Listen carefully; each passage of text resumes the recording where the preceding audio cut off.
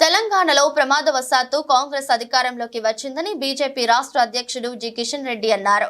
గురువారం ఈటెల రాజేందర్ నామినేషన్ కార్యక్రమానికి ఆయన హాజరయ్యారు. ఈ సందర్భంగా మాట్లాడుతూ తెలంగాణలో 12కు పైగా ఎంపీ స్థానాలు గెలుస్తామని విశ్వాసం వ్యక్తం చేశారు.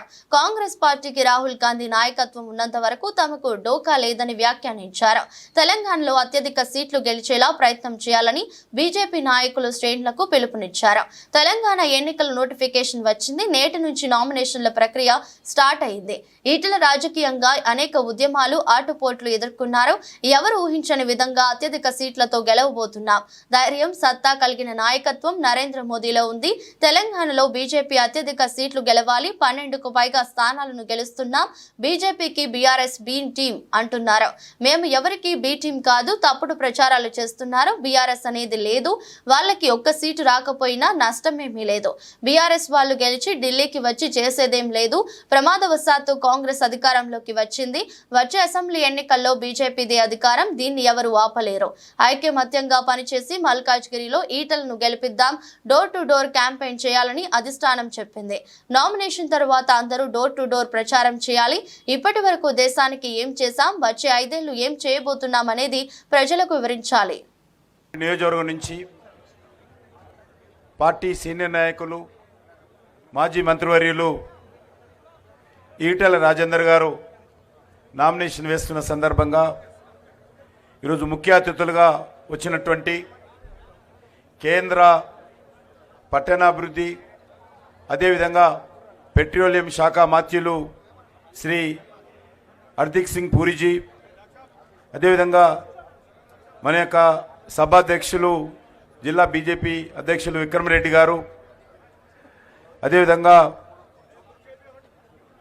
మాజీ శాసనమండలి సభ్యులు రామచందర్ గారు, మాజీ శాసనసభ్యులు ప్రభాకర్ గారు, మన యొక్క జిల్లా కన్వీనరు అర్బన్ జిల్లా మల్లారెడ్డి గారు, అదేవిధంగా మన యొక్క మరొక జిల్లా అధ్యక్షులు రంగారెడ్డి గారు, మాజీ శాసన సభ్యురాలు శ్రీమతి శోభ గారు, అదేవిధంగా వేదిక మీద ఉన్నటువంటి పార్టీకి సంబంధించినటువంటి ఇతర పెద్దలు, పెద్ద ఎత్తున నామినేషన్ కార్యక్రమంలో పాల్గొనడం కోసం వచ్చినటువంటి మిత్రులందరికీ పేరు పేరున నమస్కారాలు.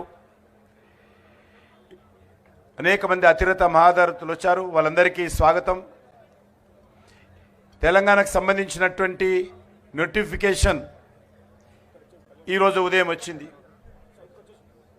ఈరోజు నుంచి లోక్సభకు సంబంధించినటువంటి 4వ దశ ఎన్నికలకు సంబంధించినటువంటి నామినేషన్ల ప్రక్రియ దేశమంతా ప్రారంభమవుతూ ఉంది.